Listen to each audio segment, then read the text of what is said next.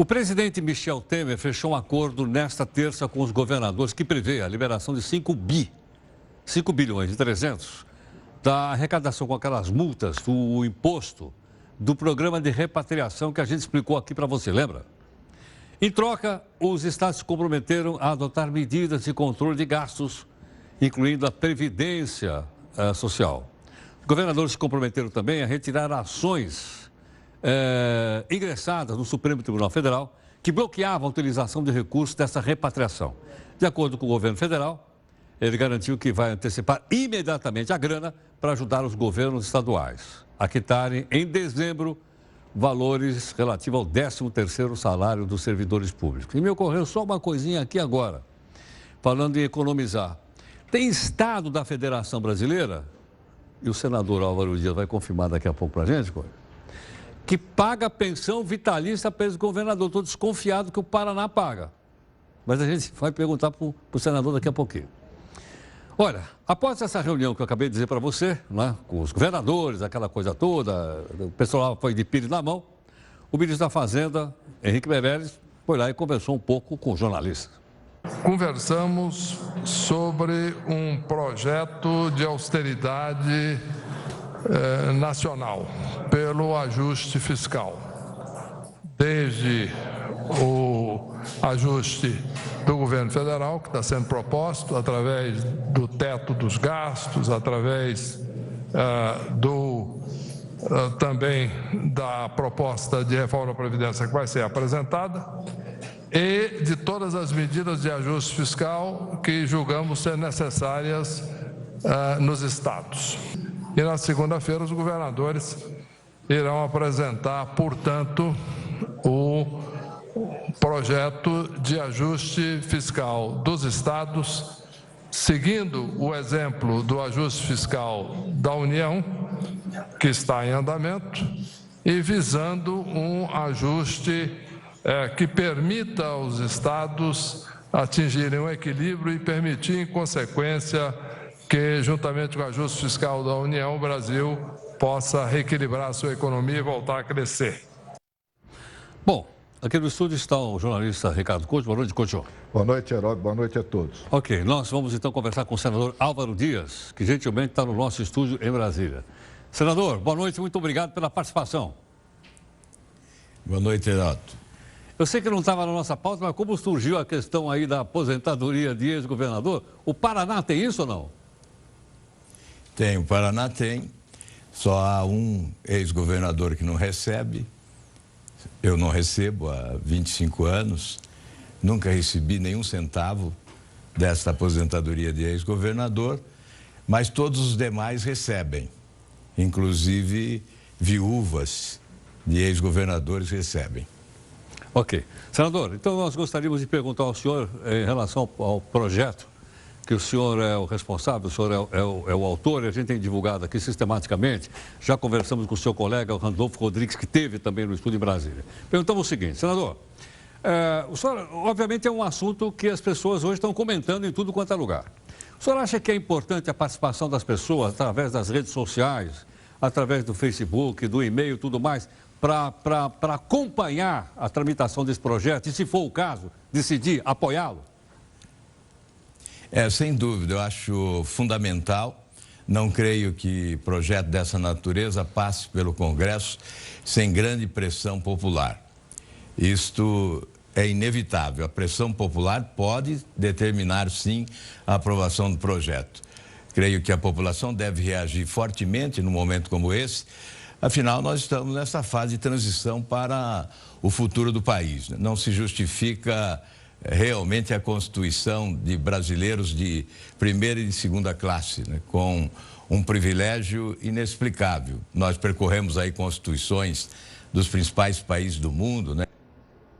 A Alemanha, a França, a Inglaterra, Portugal, Estados Unidos, e só encontramos algo semelhante ao do Brasil no artigo 71 da Constituição Espanhola. Os demais países não oferecem esse privilégio às autoridades. E no Brasil são mais de 22 mil autoridades contempladas com esse privilégio. Se nós queremos que todos sejamos iguais perante a lei, é óbvio que essa excrescência tem que ser extirpada da nossa Constituição.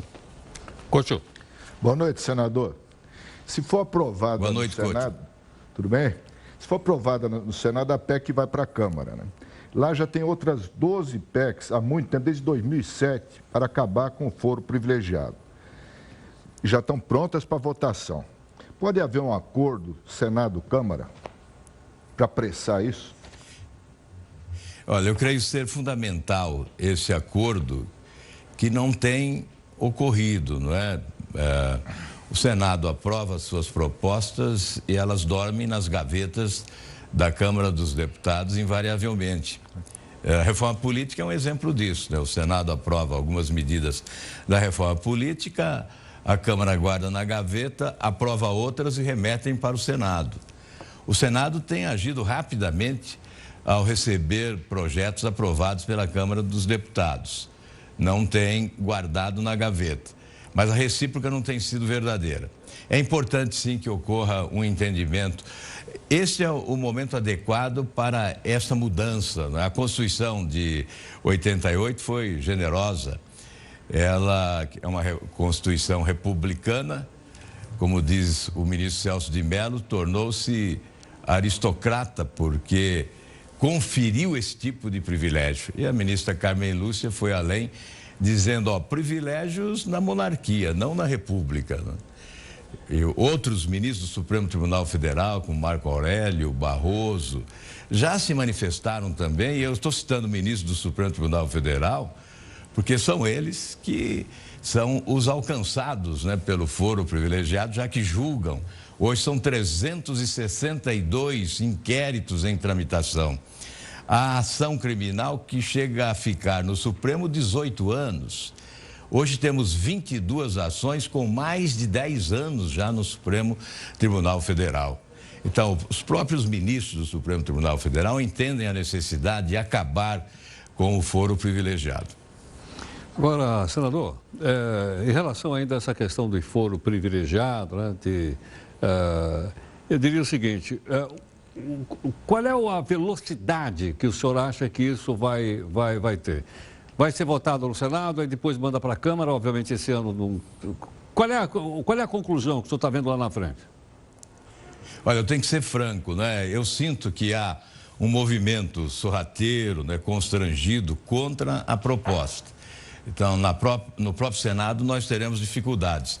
Certamente expedientes protelatórios serão utilizados. Já houve um, que foi o pedido de vista do senador Romero Jucá. Amanhã nós temos a possibilidade de discutir o assunto. Está na pauta, embora esteja lá 33º lugar da pauta. Nós temos que pedir inversão de pauta, senão não debateremos e não votaremos ainda amanhã. E certamente outros expedientes protelatórios, dificuldade de colocar na pauta do plenário do Senado Federal, certamente haverá a protelação. É claro que a pressão popular pode alterar o ritmo, não é? É impossível dizer a você, Heródoto, quanto tempo levaremos para a finalização desse processo de tramitação da proposta. Esta eu apresentei em 2013. Já tinha antes apresentado outra semelhante, mas esta foi apresentada em 2013 e está tramitando. Senador, o senhor não parece muito otimista com a aprovação dessa emenda. O senhor tem muitos anos de Congresso Nacional, muitos, né? Foi governador, deputado, senador. O foro é um antigo privilégio parlamentar. O senhor falou 20 mil pessoas têm direito ao foro. Honestamente falando, cá entre nós, o senhor acredita que esse Congresso votará contra seus próprios interesses, mesmo com pressão popular? Eu tenho dificuldade de acreditar. Eu teria maior dificuldade antes dessa mobilização popular. Milhões de brasileiros que foram às ruas e não foram pedir apenas a substituição de um presidente por outro. Foram pedir muito mais. Mudar o comportamento, mudar o sistema de governança, mudar o sistema político e mudar a cultura política, mudar o comportamento dos políticos. É uma exigência da população que foi às ruas. Então, hoje eu acredito um pouco mais na possibilidade de mudança. Por isso, nós fazemos esse apelo para que a população pressione. Eu vejo uma pressão muito forte em relação às 10 medidas de combate à corrupção, nem tanto em relação a essa proposta que eu considero emblemática, tão importante quanto as outras, talvez mais importante do que as outras, porque seria a eliminação de um privilégio execrável, né? Colocar autoridades num pedestal no momento do julgamento por crimes praticados. Isso é inexplicável, inaceitável, seria um avanço civilizatório acabar com esse foro privilegiado. Por isso, eu só acredito na aprovação, repito, Couto, se houver realmente uma pressão popular forte sobre o Congresso. Governador, o senhor acha que o país está diferente nesse último ano? Desde o impeachment para cá, as coisas mudaram, não mudaram? Como é que o senhor está vendo a situação? Muito diferente. Há, sim, um movimento visível de mudança no país, com a população mais ligada nos acontecimentos da política. A impressão que se tinha é que uma anestesia geral colocou no estado de dormência a sociedade brasileira. E, repentinamente, essa anestesia perdeu efeito, a população acordou e foi para as ruas. Na esteira desse movimento popular, mudou o Ministério Público, mudou a Polícia Federal, mudou a Justiça Federal. Essa mudança já é real. Se antes a justiça existia só para os pobres, hoje nós verificamos que ela vai muito além do pobre, né? Há tubarões que estão presos em Curitiba, ex-governadores presos, julgamento, investigação alcançando grandes empreiteiros, lideranças políticas, até ex-presidente da República. Então é uma mudança real, não há como negar a existência dessa mudança. E ela começou exatamente no seio da sociedade. Quem mudou primeiro foi a população.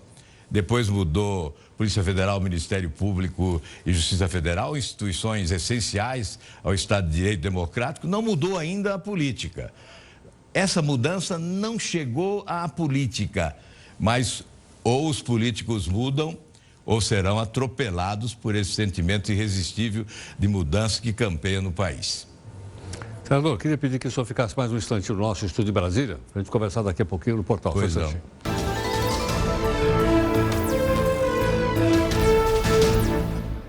No nosso estúdio de Brasília está o senador Álvaro Dias. Couto, por favor.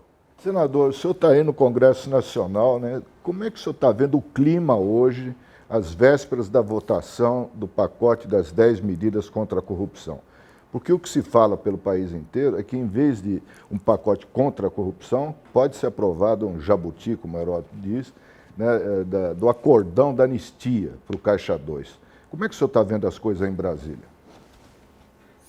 Essa proposta ainda está na Câmara dos Deputados, né? Mas é irrecusável constatar que há, sim, movimentos suspeitos. E, obviamente, não se coloca a cara para bater, né? Para apanhar, mas no subterrâneo da política e do Congresso trabalha-se, sim, na busca de alternativas protetoras para aqueles que estão envolvidos nos escândalos de corrupção, especialmente anistia para o Caixa 2. Houve tentativa, sim, ainda há, no sentido de se anistiar o crime de Caixa 2 praticado e agora revelado, escancarado, né, pela Operação Lava Jato. Uma outra tentativa diz respeito ao acordo de leniência. A flexibilização desse acordo de leniência e grandes empresários empreiteiros de obras públicas. Então, são dois fatos. No Senado há um outro, que é essa tentativa inusitada. Ainda hoje se aprovou um requerimento de urgência de votar apressadamente a lei de abuso de autoridade. Veja, o abuso é tentar votar desta forma esta proposta de lei. Eu nem discuto o conteúdo dela, embora não concorde com ele, já li e vi que há extravagâncias desnecessárias e, sobretudo, com o objetivo de atemorizar investigadores e julgadores da Operação Lava Jato. Especialmente é esse o objetivo, por isso a pressa, por isso essa pressa inusitada. É evidente que essa proposta deveria ser rejeitada já pela preliminar, ou seja, não é o momento. A sociedade brasileira hoje prioriza a Operação Lava Jato. Ela quer a limpeza.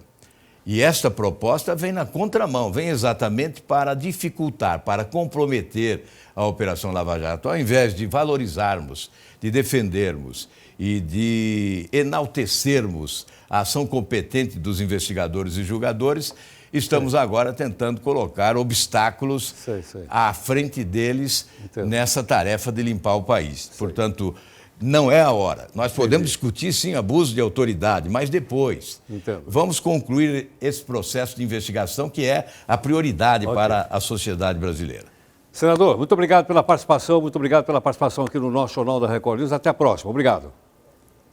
Eu que agradeço, um abraço. Até logo. Muito obrigado.